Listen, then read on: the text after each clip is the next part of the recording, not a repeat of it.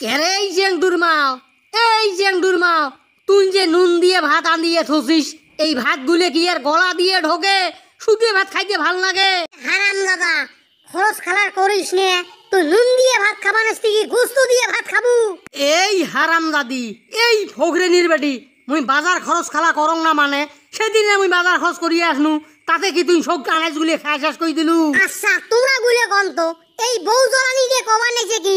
এই বউ জ্বালানি তুই সেই দিনে বাজার খরচ করলু মানে তুই ধন লকডাউনের আগের মধ্যে এক পোয়া নুন আনছিলু, এক পোয়া মরিচ আনছিলু, এক পোয়া আলু আনছিলু, এক পোয়া বাইগন আনছিলু, আর তুই আজকে কবা যে মুই সেই দিনে আনছং লকডাউন দিবে আর 15-20 দিন হয়ে গেল আর তুই আজকে কবা নাছিস যে মুই বাজার খরচ সেদিনকে করে নিয়ে আসনু। এ বাবা সেংটু এ রিস্কে খান বাইর করতো দুইটে খেপ মারিয়ে বাজার খরচ করিয়ে আনো। বউ জ্বালানি দে পুলিশক দেখিয়ে দোল দোল করিয়ে কাঁপিস, থরথর করিয়ে কাঁপিস, তাতে ফির দিছে বাজারের মধ্যে কারফিউ জারি, তারপরও দিছে লকডাউন, লকডাউনের উপরে দিছে শাটডাউন। পুলিশক দেখলিয়ে তুই তো এলা ভয়তে কাঁপিয়ে মরিয়ে যাবু। এ মরা তোর বাজার খরচ করার দরকার নাই, বাজারের মধ্যে যাওয়ার দরকার নাই, গাছের মধ্যে বাইগন আছে ওই বাইগন পাড়ি নিয়ে এসে ভর্তা করিয়ে দেন তাকে তুই খা। এই ফগরেনির বেটি এই তুই জানিস নে যে মোর চুলকেনি গাও চুলকেইতে গাও দিয়ে বাড়ি গেছ মই নাল বান আর এই বাইগন ভর্তা তুই মোক খয়া মারবে চাইস? এই ফগরেনির বেটি তুই পাসিস কি? এ হারাম দাদা তোর চুলকানি হবার নয়, তুই গাও চুলকেবেন নইস।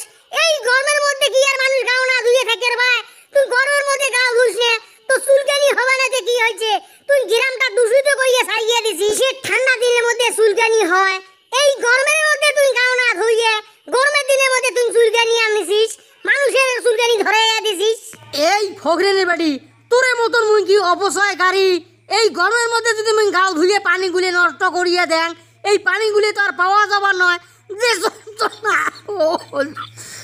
যে গরম ছাড়ছে এই গরমের মধ্যে তো আর পানি পাওয়া যাবা নাইছে না, টিউবওয়েলের মধ্যে পানি নাই, পানি শুকিয়ে মরুভূমি হয়ে গেছে।